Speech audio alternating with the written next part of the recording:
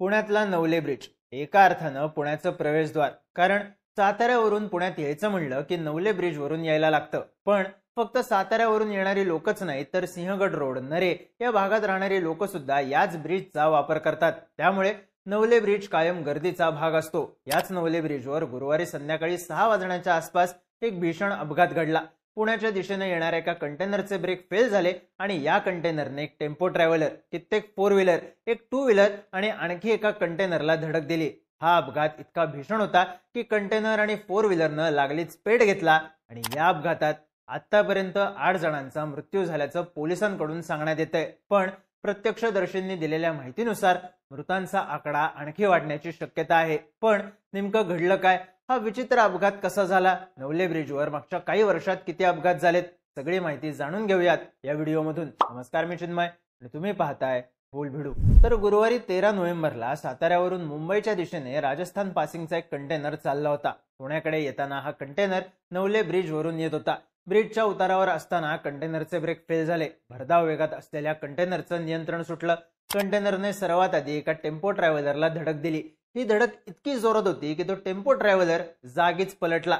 त्या tempo traveller मध्ये जवळपास 20 ते 25 जण प्रवास करत होते. त्यातले अनेक जण थेट टेम्पो ट्रॅव्हलर मधून खाली पडले आणि जखमी झाले. पण ब्रेक फेल झालेला कंटेनर एकच धडक देऊन थांबला नाही, तर कित्येक 4 व्हीलरला धडकत हा कंटेनर पुढे जात राहिला. गर्दीची वेळ असल्यानं आणि पूल गाड्यांनी गजबजलेला असल्यानं कित्येक गाड्या एकमेकांना धडकल्या आणि विचित्र परिस्थिती निर्माण झाली. जवळपास 20 ते 25 गाड्यांना या कंटेनरने धडक दिल्याचं सांगण्यात येतंय. पण या सगळ्यात ब्रेक फेल झालेला कंटेनर सरळ पुढे गेला आणि गावगाडा हॉटेल समोर एका 4 व्हीलरला धडक दिली. ही धडक इतकी जोरात होती की त्यामुळे या कंटेनरने पेट घेतला. या 4 व्हीलरला आपल्या चाकाखाली घेऊनच हा कंटेनर दुसऱ्या एका कंटेनरला धडकला आणि मधल्यामध्ये ती 4 व्हीलर चेपली. मोठा स्फोट झाला आणि दोन्ही कंटेनर मधली 4 व्हीलर यांना भीषण आग लागली.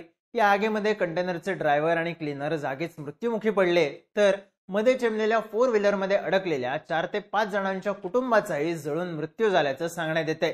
तिन्ही गाड्यांना आग लागल्यानं आगीचे लोट हवेत उंच गेले होते. कित्येक गाड्यांचं नुकसान झालं होतं. अपघातात मृत्युमुखी पडलेल्यांचे मृतदेह रस्त्यावर होते, तर आजूबाजूला काही जखमी लोक वेदनेनं विवळत होते. जखमींच्या कुटुंबातले लोक घटनास्थळी आलेल्या स्थानिकांकडे मदतीची विनवणी करत होते. एवढी विदारक परिस्थिती नवले ब्रिजवर निर्माण झाली होती.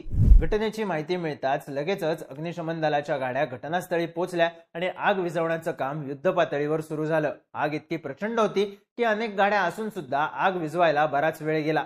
या विचित्र अपघातात काही गाड्या एकमेकांमध्ये अडकल्या होत्या, तर काही गाड्या पलटी होऊन रस्त्याच्या बाजूला पडल्या होत्या. कित्येक गाड्यांचा चक्काचूर झालेला.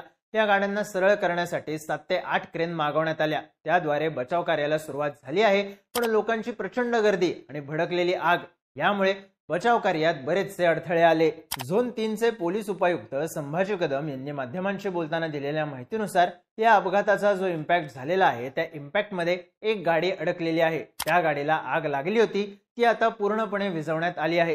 क्रेन लावून दोन्ही मोठ्या व्हेकल्सना बाजूला करण्याचं काम सुरू आहे. मध्ये ज्या गाडीचं सँडविच झालेलं आहे तिचं पण रेस्क्यू करण्याचं काम सुरू आहे. यामध्ये प्राथमिक दृष्ट्या अशी माहिती आहे की 7 ते 8 जणांचा मृत्यू झालेला आहे. पण काही लोक सिरियस जखमी सुद्धा आहेत. त्यांना हॉस्पिटलमध्ये भरती केलंय.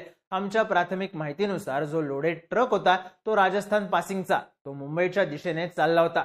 कदाचित त्याचा ब्रेक फेल झाला असावा आणि त्यामुळे मधल्या सगळ्या गाड्यांना धडकत ट्रक पुढे गेला. पण दुर्दैवाने पुढे असणाऱ्या कंटेनरला जाऊन तो धडकला. सध्या आमची प्रायोरिटी ट्रॅफिक सुरळीत करणं, जखमींना हॉस्पिटलला पोहोचवणं, जे लोक अडकले आहेत त्यांना बाहेर काढणं ही आहे. त्यानंतर हा ट्रक कुठून आला होता, कुठे निघाला होता आणि इतर सगळ्या गोष्टींचा तपास केला जाईल.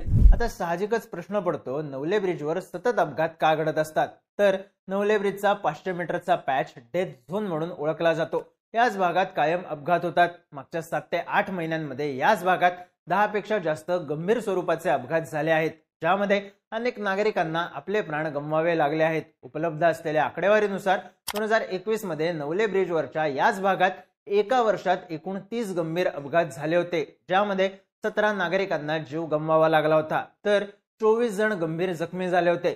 नवले ब्रिजवरचे सतत होणाऱ्या अपघात रोखण्यासाठी आणि गाड्यांचं स्पीडवर नियंत्रण राहावं यासाठी पोलिसांकडून काही महिन्यांपूर्वी नवीन कात्रज बोगदा ते नवले ब्रिज या दरम्यानच्या मार्गावर एक डेडिकेटेड स्पीड गन बसवण्यात आली होती. तसंच स्पीडवर नियंत्रण राहावं यासाठी काही रमलर्सही टाकण्यात आले होते. नवले ब्रिजवर ट्रॅफिक पोलिसांकडून गाड्यांसाठी जास्तीत जास्त 60 km/h एवढा वेग निश्चित करण्यात आलाय. एप्रिल, मे आणि जून या 2025च्या 3 महिन्यांमध्ये या स्पीड गनने जवळपास 11,000 वाहनांना ओव्हर स्पीडिंगचा दंड ठोठावला होता.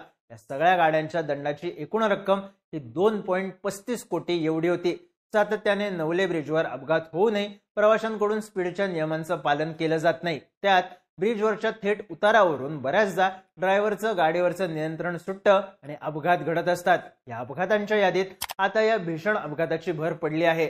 आतापर्यंत 8 जणांचा मृत्यू झाल्याची माहिती समोर येते. मृतांमध्ये लहान मुलांचा आकडाही मोठा असल्याचं सांगण्यात येत आहे. महत्वाची गोष्ट म्हणजे अपघाताची भीषणता बघता मृतांची संख्या वाढण्याची भीतीही सातत्यानं व्यक्त केली जाते.